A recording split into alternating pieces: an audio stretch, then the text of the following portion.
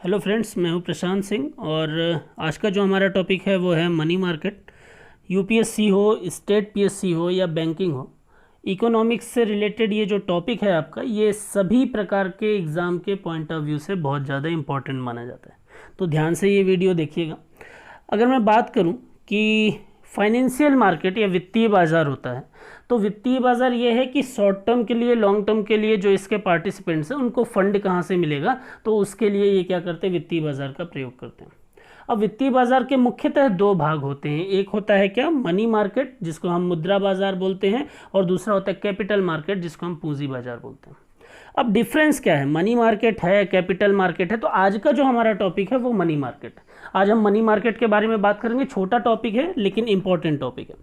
तो money market की अगर बात करें तो मनी मार्केट एक ऐसा मार्केट होता है जहां पर पार्टिसिपेंट्स जो हैं वो शॉर्ट टर्म ड्यूरेशन के लिए, शॉर्ट टर्म ड्यूरेशन के लिए मार्केट से लोन उठाते हैं। अब लोन कैसे उठाएंगे, तो लोन लेने के लिए उनके पास में एक टूल होता है जिसको हम बोलते हैं सिक्योरिटी। अलग अलग ऑर्गेनाइजेशन अलग अलग नाम से अपनी सिक्योरिटी को रिलीज़ करते हैं और दूसरे जो ऑर्गेनाइजेशन है, दूसरे जो मेंबर हैं, वो उस सिक्योरिटी में इन्वेस्टमेंट करके उनको लोन प्रोवाइड करते हैं। बस इतना सा कॉन्सेप्ट। अब यहाँ पर मैंने लिखा हुआ है कि मनी मार्केट के नीचे बिल और कैपिटल मार्केट के नीचे बॉन्ड। तो ये बिल और बॉन्ड क्या होता है, तो सिक्योरिटीज़ जो होती हैं वो मेनली, जो प्रतिभूतियाँ होती हैं वो मेनली दो प्रकार की होती हैं।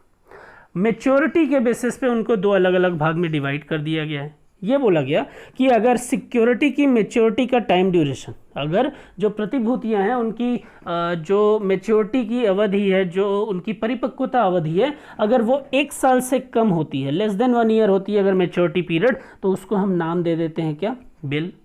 और अगर उनकी मेच्योरिटी का time duration more than 1 year होता है तो उसको हम नाम दे देते हैं क्या, बॉन्ड।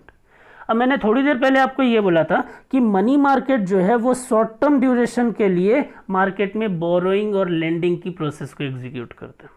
ठीक है, तो मनी मार्केट क्या कर रहा है, 1 साल से कम ड्यूरेशन के लिए काम कर रहा है। इसलिए मनी मार्केट में किस टाइप की सिक्योरिटी रिलीज होंगी, मनी मार्केट में वैसी सिक्योरिटी रिलीज होंगी जिनका मेच्योरिटी का टाइम ड्यूरेशन कितना होगा, 1 साल से कम होगा।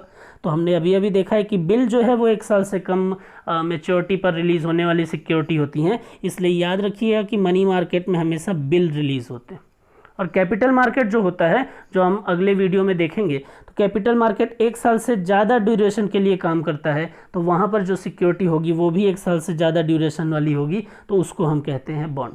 तो मनी मार्केट में बिल होता है और कैपिटल मार्केट में बॉन्ड होता है। इतनी बात आपको समझ में आ गई होगी। आगे बात करते हैं। तो मनी मार्केट की अगर बेसिक चीज़ों के बारे में बात करूं तो मनी मार्केट एक ऐसा मार्केट है जहां पर शॉर्ट टर्म ड्यूरेशन मैं जब भी बोलूं तो आपके दिमाग में आना चाहिए कि हाँ, 1 साल से कम ड्यूरेशन की बात हो रही है। तो जब भी शॉर्ट टर्म ड्यूरेशन का नाम आएगा तो वहां पर आपको समझना पड़ेगा कि 1 साल से कम। तो एक ऐसा मार्केट, एक ऐसा बाजार जहां पर पार्टिसिपेंट्स क्या कर रहे हैं, 1 साल से कम ड्यूरेशन की सिक्योरिटी को रिलीज करके मार्केट से लोन ले रहे हैं। उस बाजार को हम क्या बोल रहे हैं, मुद्रा बाजार बोल रहे हैं या मनी मार्केट बोल रहे हैं। बात समझ में आ रही है। तो मनी मार्केट में अलग अलग टूल होते हैं, अलग अलग पार्टिसिपेंट्स के पास अलग अलग टूल होते हैं और उन्हीं टूल का यूज़ करके क्या करते हैं, वो बोरो करते हैं। अब देखिए यहाँ पर मैंने मेंशन किया हुआ है कि जैसे गवर्नमेंट सिक्योरिटी है, जैसे सर्टिफिकेट ऑफ डिपॉजिट या डिपॉजिटरी सर्टिफिकेट है, या फिर कमर्शियल पेपर। तो मेनली जो है वो 3 टाइप की सिक्योरिटी आपको यहाँ पर देखने को मिलेंगी। अलग अलग ऑर्गेनाइजेशन जो अलग अलग सिक्योरिटी रिलीज़ करते हैं उनको अलग अलग नाम से जाना जाता है। हम एक एक करके उनके बारे में बात करेंगे। मैंने आपको बोला कि जो मार्केट होगा उसमें कुछ पार्टिसिपेंट्स होंगे। तो क्या क्या पार्टिसिपेंट्स होंगे, तो ये जो 5 हैं ये मनी मार्केट के पार्टिसिपेंट्स होते हैं। और जो ये पूरी प्रोसेस हो रही है, चाहे वो बोरो करने की हो, चाहे वो लेंड करने की हो, तो पूरी की प्रोसेस इन्हीं 5 मेंबर के बीच में होगी। एक एक करके हम ये भी देखते हैं कि इसमें क्या क्या होते हैं। तो अगर इंडिया की बात करें तो इंडिया में जो पहला मेंबर होता है वो होता है आरबीआई। अब आ जाती है कि आरबीआई को फंड की क्या रिक्वायरमेंट हो गई, आरबीआई को पैसे की क्या ज़रूरत हो गई कि वो यहाँ से लोन उठा रही। तो आपके दिमाग में आ रहा है सर, लिक्विडिटी को रेगुलेट करने के लिए। तो लिक्विडिटी को रेगुलेट करने के लिए आरबीआई के पास में मॉनेटरी पॉलिसी है। वो इस यहाँ पर आके लिक्विडिटी को क्यों रेगुलेट करेगी, वो तो ओएमओ करेगी ना। वो ओएमओ के जरिए अपनी सिक्योरिटी रिलीज़ करेगी और वहाँ से मार्केट का पैसा बाहर निकालेगी। लेकिन यहाँ पर क्या ज़रूरत पड़ गई, यहाँ पर सीधे सीधे क्या हो रहा है, मार्केट से लोन लेने के लिए सिक्योरिटी रिलीज़ कर रहे हैं। तो आरबीआई को क्या फंड की ज़रूरत पड़ गई कि उसको अपनी सिक्योरिटी यहाँ पर बेचना पड़ा। तो यहाँ पर याद रखिएगा कि आरबीआई जो अपनी सिक्योरिटी बेचती है वो बिहाफ ऑफ गवर्नमेंट बेचती है, सरकार के पक्ष में अपनी सिक्योरिटी जारी करती है। मतलब पैसे की किसको ज़रूरत है? सरकार को ज़रूरत है, गवर्नमेंट को ज़रूरत है। तो जब भी गवर्नमेंट को फंड की रिक्वायरमेंट होगी तो गवर्नमेंट अपने से भी क्या कर सकती है? सिक्योरिटी बेचती है। लेकिन सरकार के पक्ष में ज़्यादातर टाइम पे से जो लोन लेने का काम होता है वो कौन करता है? आरबीआई करती है। तो यहाँ पर जो आरबीआई है वो सिक्योरिटी जारी करेगी। तो पहला मेंबर कौन हो गया? आरबीआई, गवर्नमेंट के बिहाफ में, ऑन बिहाफ ऑफ गवर्नमेंट। दूसरा मेंबर है कमर्शियल बैंक।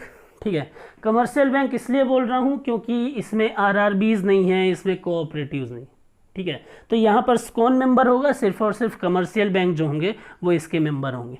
नेक्स्ट आता है फाइनेंशियल इंस्टीट्यूशन या वित्तीय संस्थान। ठीक है, आपको कमर्शियल बैंक और आपको वाणिज्यिक बैंक और वित्तीय संस्थान या कमर्शियल बैंक और फाइनेंशियल इंस्टीट्यूशन में डिफरेंस जो है वो पता होगा। ठीक है, या फिर जब हम बैंकिंग की बात करेंगे तो वहाँ पर मैं इन चीज़ों को आपसे डिस्कस करूँगा। नेक्स्ट आता है कंपनी। तो अब बात आती है कि कौन सी कंपनी है जो यहाँ पर अपनी सिक्योरिटी को बेचकर वो मार्केट से लोन उठा सकती है। तो ऐसी कंपनी जिसके लिए एक पैरामीटर बनाया गया, क्या बोला गया कि ऐसी कंपनी जिनका नेटवर्थ, ठीक है, जिनका नेटवर्थ कितना हो? एटलीस्ट 5 करोड़ रुपए। तो ऐसी कंपनी जिनका नेटवर्थ एटलीस्ट 5 करोड़ रुपए हो वो क्या कर सकती हैं? वो अपनी सिक्योरिटी को रिलीज़ कर सकती हैं और रिलीज़ करके मार्केट से लोन ले सकती है। तो ये याद रखिएगा, कम से कम 5 करोड़ नेटवर्थ वाली कंपनी। उससे कम अगर है कि मैं अगर चाहूँ कि स्टार्टअप खोला, कोई एक कंपनी रजिस्टर की और मार्केट से लोन उठाना चाह, तो ऐसा नहीं होगा। तो अगर मेरी कंपनी का नेटवर्थ 5 करोड़ रुपए है तब तो मैं अपनी सिक्योरिटी रिलीज़ कर सकता हूँ, अदरवाइज मैं सिक्योरिटी रिलीज़ नहीं कर सकता हूँ। बात समझ में आ रही है? लास्ट मेंबर जो है इसमें वो है इंडिविजुअल इन्वेस्टर या हम जैसे लोग। ठीक है, अब देखिए यहाँ पर जो ये 5 मेंबर आपको दिखाई दे रहे हैं, इसमें से जो फर्स्ट मेंबर है आरबीआई, उसका काम होता है सिर्फ अपनी सिक्योरिटी को रिलीज़ करना। वो सिर्फ और सिर्फ क्या करती है? गवर्नमेंट के बिहाफ में अपनी प्रतिभूतियाँ जारी करेगी और जारी करने के बाद में लोग उस पर इन्वेस्टमेंट करेंगे, चाहे वो कमर्शियल बैंक हो चाहे वो फाइनेंशियल इंस्टीट्यूशन हो, और इन्वेस्टमेंट करने के बाद पैसा लेगी और काम खत्म। अगर दूसरे ऑर्गेनाइजेशन सिक्योरिटी रिलीज़ करते हैं तो आरबीआई कभी भी उनमें इन्वेस्टमेंट नहीं करेगी, ये याद रखिएगा। ठीक है, दूसरी चीज़ कि आरबीआई जो सिक्योरिटी रिलीज़ करेगी उसमें कौन इन्वेस्ट कर सकता है? तो उसमें सिर्फ 2 ही ऑर्गेनाइजेशन है वो कर सकते हैं, वो है कमर्शियल बैंक और फाइनेंशियल इंस्टीट्यूशन। अगर आरबीआई के नाम से सिक्योरिटी जारी हो रही है तो उस पर फाइनेंशियल बैंक और फाइनेंशियल इंस्टीट्यूशन और कमर्शियल बैंक ही इन्वेस्ट करेंगे, उसमें कंपनी नहीं कर सकते, उसमें इंडिविजुअल नहीं कर सकता। ठीक है, अगर गवर्नमेंट कर रही है तो गवर्नमेंट में फिर ये चारों कर सकते हैं। बात समझ में आ रही है? सेकेंड टूल है हमारे पास में कमर्शियल बैंक, फाइनेंशियल इंस्टीट्यूशन। ठीक है, अगर ये सिक्योरिटी रिलीज़ कर रहा है तो आरबीआई को छोड़ के बाकी जितने भी मेंबर हैं वो इस पे इन्वेस्ट कर सकते हैं। अगर फाइनेंशियल इंस्टीट्यूशन कर रहा है तो आरबीआई को छोड़ के जितने भी मेंबर हैं वो इस पे इन्वेस्ट कर सकते हैं। अगर कंपनी कर रही है तो आरबीआई को छोड़ के जितने भी मेंबर हैं वो इस पे इन्वेस्ट कर सकते हैं। अगर इंडिविजुअल कर रहा है तो जितने भी मेंबर हैं वो इन्वेस्ट कर सकते हैं। लेकिन यहाँ पर मैंने आपको बोला था कि इन 5 मेंबर में आरबीआई एक ऐसा मेंबर है जो सिर्फ क्या करता है? जो सिर्फ सिक्योरिटी रिलीज़ करता है। और इंडिविजुअल इन्वेस्टर एक ऐसा मेंबर है जो सिर्फ दूसरों की सिक्योरिटी में इन्वेस्टमेंट करता है, वो अपनी इंडिविजुअल सिक्योरिटी रिलीज़ नहीं करता। क्यों? क्योंकि सिक्योरिटी जो है वो पूरा का पूरा खेल उसमें किसका है? वो पूरा का पूरा खेल जो है वो है गुडविल का, आपकी छवि का। आपकी गुडविल जितनी ज़्यादा हाई होगी आपकी सिक्योरिटी को ज़्यादा से ज़्यादा लोग निवेश करेंगे, उस पर इन्वेस्ट करेंगे। गुडविल जितनी डाउन होगी कम से कम इन्वेस्टमेंट होगा। बस समझ में आ रही है? अब इसी गुडविल का जो असर है तो वो आपके सिक्योरिटी के इंटरेस्ट पर भी देखने को मिलता है या रिटर्न पर भी देखने को मिलता है। आगे के स्लाइड में मैं उसके बारे में बात करूंगा। तो ये 5 मेंबर होते हैं जो सिक्योरिटी बेचने और ख़रीदने का काम करते हैं। आपको यहाँ तक चीज़ें जो हैं वो समझ में आ गई होंगी। आगे हमारे पास है कि जो बिल की हम बात कर रहे हैं, क्यों? क्योंकि हम मनी मार्केट में। ठीक है, तो जो हमारे पास में बिल होता है वो मेनली 2 प्रकार का होता है, एक होता है ट्रेजरी बिल और एक होता है डेटेड सिक्योरिटी। ठीक है, अब ये ट्रेजरी बिल और ये डेटेड सिक्योरिटी क्या होता है? तो अगर मैं ट्रेजरी बिल की बात करूं तो अगर मान लीजिए कि 100 रुपीज़ की एक सिक्योरिटी है, उसकी फेस वैल्यू जो है वो 100 रुपीज़ है। ठीक है, और उसको 90 रुपीज़ में बेच दिया जाता है और ये बोला जाता है कि आफ्टर मैच्योरिटी हम आपको फेस वैल्यू के बराबर क्या देंगे? पैसा देंगे। तो यहाँ क्या हुआ? यहाँ पर चीज़ को या जो भी प्रोडक्ट है या जो भी सिक्योरिटी है उसको क्या किया गया? 10 रुपये के डिस्काउंट पर सेल कर दिया गया। ठीक है, और दूसरा तरीका होता है कि आपको 100 रुपीज़ का प्रोडक्ट 100 रुपीज़ पर ही सेल किया गया, फेस वैल्यू पर ही सेल किया गया, लेकिन आफ्टर मैच्योरिटी जो है वो क्या किया गया, बोला गया कि हम आपको 10% का क्या देंगे, इंटरेस्ट प्रोवाइड करेंगे। तो एक चीज़ याद रखिएगा कि इन्वेस्टर तभी इन्वेस्टमेंट करेगा जब उसको प्रॉफिट मिलेगा या प्रॉफिट मिलने की आसार होंगे या चांसेस होंगे। अगर निवेशक को ये लगता है कि हमको प्रॉफिट होगा ही नहीं तो वो इन्वेस्टमेंट करेगा नहीं। तो यहाँ पर क्या हो रहा है, यहाँ पर रिलीज़ करने के दो तरीके आपके सामने दिखाई दे रहे हैं। एक तरीका है कि आप प्रोडक्ट को क्या कर दें, डिस्काउंट पर बेच दें। दूसरा तरीका है आप क्या करें, प्रोडक्ट को जितना प्राइस है, जितना फेस वैल्यू है उतने पर ही बेचें, लेकिन आफ्टर मैच्योरिटी आप क्या कर रहे हो, आप उसको इंटरेस्ट दे रहे हो। तो इन्वेस्टर का एक तरफ इंटरेस्ट वाले पोर्शन से फ़ायदा हो रहा है और दूसरे साइड में उसको डिस्काउंट मिल रहा है तो उससे फ़ायदा हो रहा है। तो किसी भी तरीके से बेचेंगे इन्वेस्टर को क्या लग रहा है, फ़ायदा होगा ही होगा। बात समझ में आ रही है। तो अगर सिक्योरिटी डिस्काउंट पर बेची जाती है तो उसको नाम दे दिया जाता है ट्रेजरी बिल, या इसी को आप टी बिल के नाम से भी जानते हैं। बात समझ में आ रही है। अगर सिक्योरिटी डिस्काउंट पर बेची जाती है तो उसको नाम दे दिया जाता है ट्रेजरी बिल या टी बिल, और अगर सिक्योरिटी आफ्टर मैच्योरिटी इंटरेस्ट की बात करती है तो उसको नाम दे दिया जाता है डेटेड सिक्योरिटी। तो बिल जो हैं वो इंटरेस्ट पर भी बेचे जाते हैं और बिल जो हैं वो डिस्काउंट पर भी बेचे जाते हैं। आरबीआई जो है वो इंटरेस्ट पर भी बेच सकती है और डिस्काउंट पर भी बेच सकती है, ठीक है। बाकी के ऑर्गेनाइजेशन जो हैं वो क्या करते हैं, वो जनरली इंटरेस्ट पर ही अपनी सिक्योरिटी को रिलीज़ करते हैं। यहाँ तक बात समझ में आ रही है। अब ये जो सिक्योरिटी होता है उनको, अगर इतनी तो बात समझ में आ गई कि लेस देन 1 ईयर की बात कर रहे हैं तो मैच्योरिटी पीरियड उसके अंदर ही होगा। तो मैच्योरिटी के हिसाब से ये क्या, ये रिलीज़ के हिसाब से 2 टाइप हो गया, ठीक है।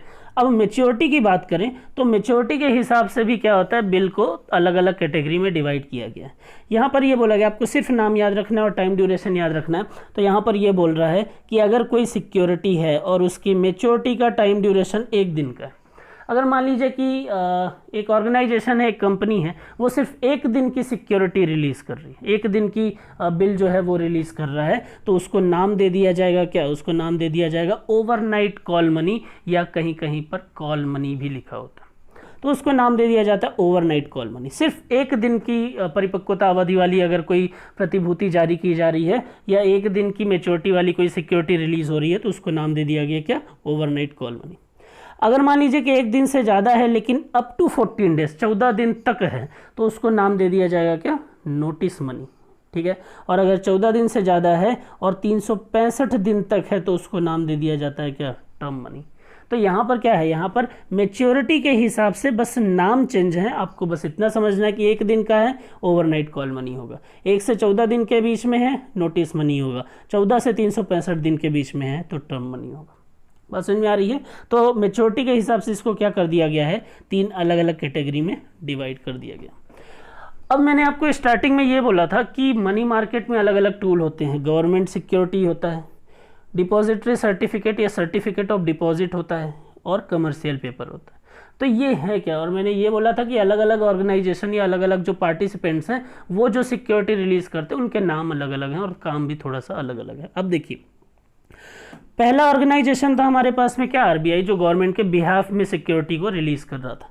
तो एक चीज़ याद रखिएगा कि जब भी आरबीआई और भारत सरकार, या जब भी आरबीआई और गवर्नमेंट अपनी सिक्योरिटी को रिलीज करेंगे तो वो एक नाम से जानी जाएंगी जिसको हम सरकारी प्रतिभूतियां या गवर्नमेंट सिक्योरिटी बोलेंगे।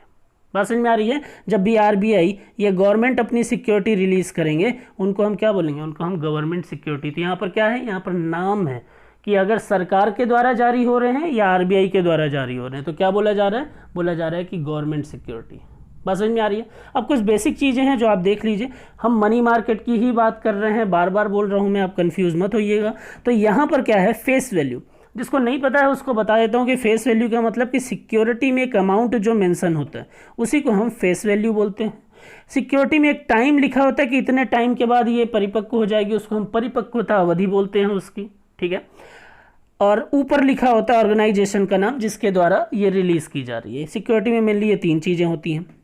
तो जब भी हम मनी मार्केट की बात करेंगे, जब भी हम गवर्नमेंट सिक्योरिटी की बात करेंगे तो वो किसके द्वारा रिलीज़ होगी, या तो आरबीआई के द्वारा या गवर्नमेंट के द्वारा, ठीक है। तो जनरली आरबीआई के द्वारा जो सिक्योरिटी रिलीज़ होंगी उसको हम क्या बोलेंगे, सरकारी प्रतिभूतियाँ बोलेंगे। इसकी जो फेस वैल्यू होती है वो होती है 25,000 रुपये, ठीक है। यहाँ पर मैंने जनरली इसलिए लिखा हुआ है क्योंकि ज़रूरी नहीं है कि ये 25,000 पर ही रिलीज़ हो, ठीक है। कम से कम 10,000 रुपये की रिलीज़ होना है, ये मैंडेटरी है, लेकिन 25,000 की है ये ज़रूरी नहीं है। तो जनरली इसलिए लिखा है क्योंकि सामान्यतः जो जारी होती हैं मनी मार्केट में प्रतिभूतियां या सिक्योरिटी वो 25,000 की होती हैं। इससे कम भी जारी की जा सकती हैं और इससे ज़्यादा अमाउंट या फेस वैल्यू पर भी जारी हो सकती हैं, इसलिए यहाँ पर सामान्यतः मैंने मेंशन किया हुआ है। इनकी मैच्योरिटी का टाइम ड्यूरेशन कितना होगा, तो 7 दिन होता है, 14 दिन होता है, 91 डेज होता है, 182 डेज होता है और 365 डेज होता है। तो ये मैच्योरिटी हो गया। अगर आरबीआई अपनी सिक्योरिटी रिलीज करेगी तो उसको कौन खरीदेगा, तो मैं पहले ही बता चुका हूँ, उसको या तो कमर्शियल बैंक खरीदेंगे या फिर फाइनेंशियल इंस्टीट्यूशन खरीदेंगे सॉरी, उसको या तो कमर्शियल बैंक खरीदेंगे या फिर उसको फाइनेंशियल इंस्टीट्यूशन खरीदेंगे। बात समझ में आ रही है। अब आगे बात करते हैं। अगला जो हमारे पास में है सिक्योरिटी या टूल जो है मनी मार्केट का, वो है certificate of deposit. Certificate of deposit क्या होता है, तो वहाँ पर जो दूसरा और तीसरा मेंबर था, ठीक है, वहाँ पर जो दूसरा और तीसरा मेंबर था, कौन सा, पहला था आरबीआई, सेकंड था कमर्शियल बैंक और तीसरा था फाइनेंशियल इंस्टीट्यूशन। तो मुद्रा बाजार में, मनी मार्केट में कमर्शियल बैंक और फाइनेंशियल इंस्टीट्यूशन अगर अपनी अपनी सिक्योरिटी जारी करते हैं तो उनको एक ही नाम से जाना जाता है, जिसको हम सर्टिफिकेट ऑफ डिपॉजिट या डिपॉजिटरी सर्टिफिकेट के नाम से जानते हैं, या जमा प्रमाण पत्र बोलते हैं। बात समझ में आ रही है।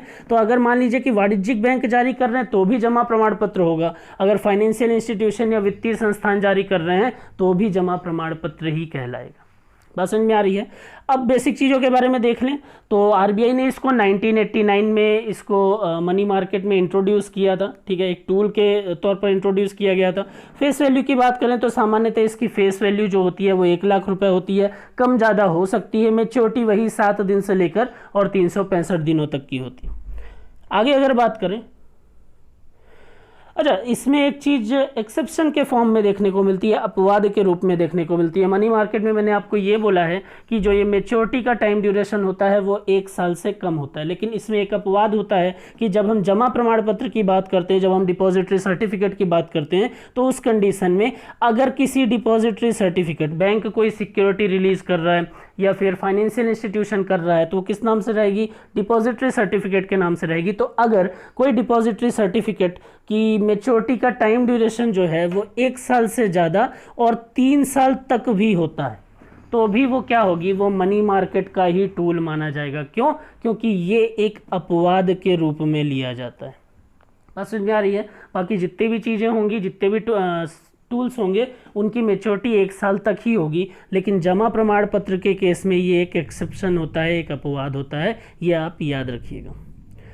आगे अगर बात करें तो अगला जो हमारे पास लास्ट टूल है इसमें वो है कमर्शियल पेपर या वाणिज्यिक पत्र, जो जनरली रिलीज़ किया जाता है कंपनियों के द्वारा या इंडस्ट्री के द्वारा। ऐसी कंपनियां जिनका नेटवर्थ एटलीस्ट 5 करोड़ रुपए या उससे ज़्यादा होता है, ठीक है।